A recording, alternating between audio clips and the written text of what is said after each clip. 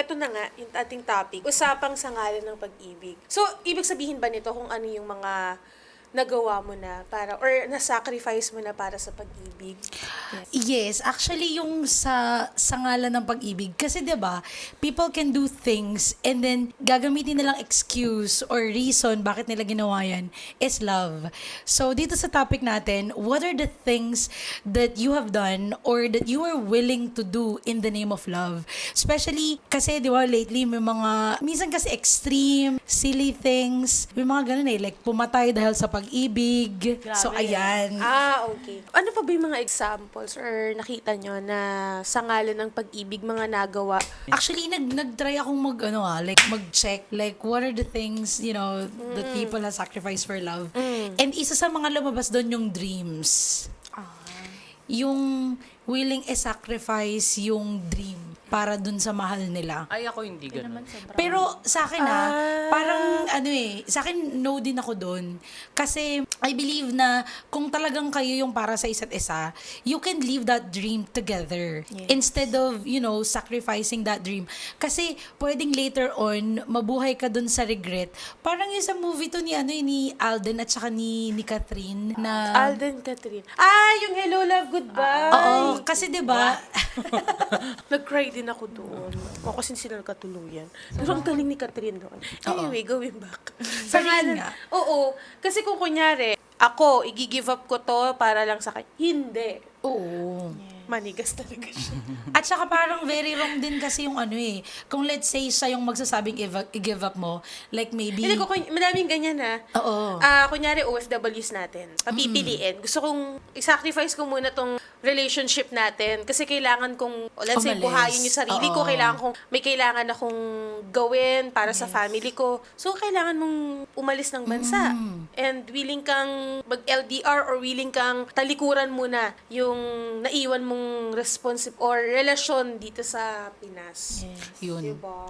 Na ang hirap nun. Kasi, at saka, feeling ko talaga hindi magiging healthy. Kasi, parang later on, yun din yung parang magiging regrets niya na, hindi ko nagawa ko ano yung gusto ko, kung ano yung pangarap ko. So, feeling ko if that person really loves you, hayaan ka niya na tuparin mo yung mga pangarap mo, and then buuin mo yung sarili mo. Yung parang ganun. Tsaka what if pag di nag-work, parang sinacrifice mo yung career mo over nothing, Oo, Diba? tapos biglang Sayang. hindi naman talaga naging kayo or hindi niya naman ikaw pinanindigan din sa huli. Yes. True. Nasayang yung time, imbis na Ng tinuon mo babae sa lang. career. Super. Ganun. Inis ako dun. Yung pinapapili. 'Di ba? Kasi parang very wrong yung pilian eh. Nakakaburat yung ganun. Yung papapiliin ka ako o career. Ito. Pag pinapili na ako ng ganun, hihiwalayan ko na. Pero wala pa namang gumawa. Wala Wala. talaga magtangka niyan. Hindi kasi from the start, sinasabi ko na yun, nanliligaw pa lang, or pag nafe-feel ko, nagugustuhan ko, sinasabi ko na agad na pinakayo ako sa lahat yung papapiliin ako. Kunyari, dumating sa point na, syempre, in the future, magiging busy, ganyan. Yes. Ako or ganito. Kung ako, wag nyo nang tangkay. Kung gusto nyo ituloy kung ano yung meron tayo ngayon, wag nyo na ituloy. Ang kalaban niyo lang naman kasi ni Attorney Garrett, dyan yung time eh. Okay Diba? lang yung time. Kasi yun nga, na-adjust naman yun. Like, kunyari, today, kung well-rested ka naman, kung kulang talaga yung time, tas late siya makaka-uwi, pwede naman magpuyat. Tapos, bawiin mo na lang sa ibang araw yung tulog. Pero kasi, pag pinapili ka with regards to ganun, career or yung relationship natin, hindi okay yun. Siguro Parang hindi okay okay. pa pagkusa. Like yung ikaw sa sarili Decision mo. Oo. Or mutual na, okay, gusto natin to parehas. Okay. Pero kung hindi ganun yan. Tsaka sa age nyo, meron din dyan yung sa school. Yes. Kunyari, magsischool ako sa Saan ka ganito. magka-college? Oo, diba? Oo, may Dumaan ganyan. ako sa ganyan. Actually, meron kaming classmate. Yung sa kanya naman, hindi niya gusto yung course. Kasi di ba ang course namin sa communication. So, gusto niya filming, ganyan. Pero, para sa girl, kasi girlfriend niya, mag-engineering, kahit hindi niya gusto, pinasok niya. Although later on naman is nakita niya kasi talaga yung sarili niya na hindi siya talaga para doon. So nag-switch siya ng course kaya kasama na namin siya. Oh, Pero, Hindi sila nagkatuluyan. ngayon hindi na sila. Pero like that time, yun nga, like sinundan niya si girl. Ganun talaga yung yung mga kayang gawin para sa pag-ibig. Kasi imagine, nag-spend siya ng time, pera, kasi syempre tuition fee yun. And then yung niya talaga, like pinilit niyang gustuhin para lang sa girl. May mga ganyan di ba? Yung minsan gumagawa ka ng mga crazy things or mga things Di na ba ayaw meron mo. nga, yung nag-bike siya, I think 2 country yung binike niya para lang dun makita yung taong mahal niya. Parang nakita ko nga yan. Tapos ako nandito lang naman sa Maynila, nasa NCR lang, hindi ako mapuntahan.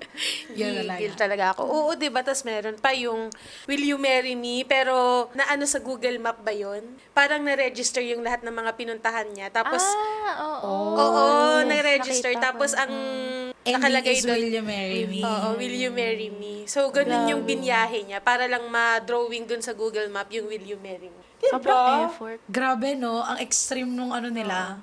Nung love. Nung love nila. Samantalang ikaw, hindi ka man lang mabigyan ng label. Okay Label na lang. na, episode mo yarn. Di ba? Ba't ka mag-settle? Ang dami-dami ng nag-e-effort na gusto kong i-pursue. Tapos nagsisettle ka naman sa hindi ka kayang bigyan kahit man lang bare minimum. Or bare minimum lang ang kayang ibigay. Actually, Ang daming nagsasacrifice na. meron din naglo-lower sila ng standards. Yun yung parang hindi rin maganda.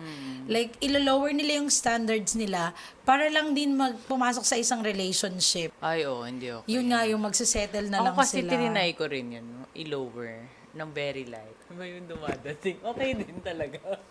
Hindi naman lower yun. Hindi ni-lower ko. Sila nga yung dumating. Hindi, parang yung kay even before Garrett ata, nilower ko yung standards ko. Ano ba standard ng isang Maricel? Physically, syempre, di mo naman makita yung ugali. Physically, matangkad talaga. Gusto ko talaga mas matangkad. Pero, yung mga naging boyfriend ko talaga, kahit naman si Garrett, hindi matangkad. Like, sakto lang, magkahit kami, mas matangkad lang sa akin ng konti. Pero never talaga yung matangkad na as in gaganon ka. Pero yun yung pag tinatanong ako, ever since, pag anong gusto mo sa guy? Matangkad, ganon, maputi, ganon. Semi-singket, chinito. Chinito! Hindi! Kahit naman yung isa lang yung tumama dun. Hindi nga masyado, yung unang boyfriend, ex ko, hindi nga masyado matangkad eh. Pero pasok siya sa singket. May mga tumatama in some parts. Pero yung iba kasi, kung hindi sila pumasa sa physical, parang over sila with personality. Parang mumabawi sa personality yung wala sa physical. Kunyari, super tangkad. Lahat naman nag-i-ex ko hindi matangkad. Pero, pag nakilala mo, parang doon bumabawi na, hindi ka siya ganun katangkad. Pero mas okay naman. Okay naman. May iba naman, pasok nga yung physical. Pag Sablay sa nakilala ugali. mo, hindi naman okay. Parang sinasacrifice mo din yung standard mo. Para kasi dun hindi mo sa talaga taong gusto mo. makukuha yung sobrang swerte mo nun pag nakuha mo yung mismong gusto mo. As in, sobrang rare nangyayari yun. Pag nangyari yun talaga, ewan ko na lang. So mga kapatid, sa atin naman, pag nagmamahal tayo, lagi tayong magtitira ng para sa sarili natin. 'Di ba? Kasi tayo din naman ang mahihirapan sa huli. Kasi kapag binigay mo yung 100% mo, tapos iniwan ka nung Di tao zero. na yun. Zero Parang hindi ka after nag-grade 2. Di ba? Parang hindi ka Ang hirap nag-grade din 2. Ang hirap. Kasi di mo alam paano pupulutin yung sarili mo. Tsaka pag nag-sacrifice ka, wala pong problema kapag nagmamahal tayo, lagi tayong may sinasacrifice para sa taong yun. At kung hindi mo pa naranasan yun, sa katagalan, mararamdaman mo. Inaantay ko yung Sorry, nag-glitch. Kulang pa sa kape. Buti na lang may magpapadala ng kape mamaya. So, ayun mga kapatid, lahat tayo talaga may sinasacrifice. Minsan kailangan lang natin piliin yung mga taong isa-sacrifice. Pagsasacrifice natin. O yung deserve ng sacrifice natin. Huwag naman natin ibigay sa lahat. Diba? Kasi baka bigay ka ng bigay, di naman pala siya talaga yung para Oo, sa'yo. dapat talaga sure ka na. True. Paano mo Pero paano mo nga malalaman na sure na? Abangan sa susunod na episode. Yeah. Pagbigyan niyo mga kapatid, siya gumagawa ng mga segment ng ng Barda. Sila dalawa ni Abby. Ay, si Sedi! Hi, Sedi! Si Sedi, si Cindy. Magsi 6 a.m. na. Si Cindy yung aming ngayon, nasa tech ngayon. Kaya hindi natin siya makakasama for today's video. Cindy, okay ka pa dyan? O, okay pa siya. O, pretty pa din ang Yes. ating Cindy. For the Slayan for today. Yes. Ikaw ba, nagbigay ka? Ano ba yung sinacrifice mo na Cindy? Halika rito, dali. Ay, marami po yung maikikwento. Cindy, halika. Kasi di ba may jowa ka? For the jowa ka, halika. Ano yung mga nasacrifice mo na? Hello po. Hello po sa atin. O, ano yung mga nasacrifice mo na? Sacrifice, ma'am. For me, siguro yung pag ano ko sa kanya, pag papakilala sa parents. Ganun lang, ma'am. O, kasi first siya, di ba? Yes. Niligal niya kasi talaga. Illegal ko siya, ma'am. Pinush ko talaga kasi lalo na kami kasi sa natin, 'di ba? Like lalo na kapag 'di ba, gay man, 'di ba? Ang Oo. hirap makahanap lalo na sa mga hookup cultures ganyan. So, Eh, wait, ano pinili ko sabi legal ng, siya. ano sabi ng parents mo? Ayun, wala silang magagawa, bakla ako. Yan. Oo, di Ayun, naman excuse may me. point din naman talaga Alam siya. ko, hindi lang ako mag-girl na jowa, 'di ba? Pero, okay naman na yung parents mo. Opo, yes. Na-accept na nilang Paano, bading talaga. paano yun, kunyari, inintroduce? Paano mo inintroduce? Ayun, kasi, ang na yun timing. Kasi, like, yung parents ko, both parang bibili sila sa mga street food dun sa kasi gusto parang maglalabas sila. Kasi ganun yung nila, parang bonding moments. Minsan dalawa lang sila. Punta ng church, kaya po, ganyan. Eh, sa amin dun, parang meron dun sa part sa, namin, sa barangay, na parang, dun, parang may street food. So, dun siya, dun kami nakikita banda. Oo, dati kasi parang ang eksena ko doon, like, tuwing gabi, doon ako sa kanya. Tapos patago pa yung dati, kasi mga Diyos ko, magulang iba ko. naman Oo, talaga oo. ang thrill. Pag Isasakripisyo sa gabi, para sa kanya. Oo, like sa umaga, doon ako sa parents ko, very ganon. For the very, Virgin Mary ko dyan. Oo, parang ganun. Tapos? Tapos yun, like, dumating sa punto na parang biglang nagkasabay, ay, shucks, patayin dito sila mama, ganyan. Tapos Oo. nakita ko ng nanay ko, so sabi niya, sino yung kasama mo? Ay, wala na, lagot ng bakla. Pag sinabi kong friend lang, naka-holding hands kami. Ganun. Tapos sabi ko na, mapa, ito, jowa ko po, si Mark. Ganun. At ang gusto ko sa doon sa jowa ko, like, dire-diretso mahalo siya agad sa tatay ko. Yung tatay ko naman tuwang-tuwa agad. Natuwa naman sa akin. Parang Ay, yun. sana, Mapait din kasi talaga. Tsaka maamo yung mukha nung Na-meet niyo na ano yung nito eh. Joes niya. Hindi pa, Di pa pero po, dahil nga lagi pero- naka-my day and everything. Opo. Pakilala mo nakita na din. Oo. Mark Mendoza, love you. Pero dito ha. Yan, ma'am. Yun lang talaga siya. Yung ibang Mark kasi nakilala ko, red flag eh. Oo, ma'am. Etong Mark din to. Mark din? Oo.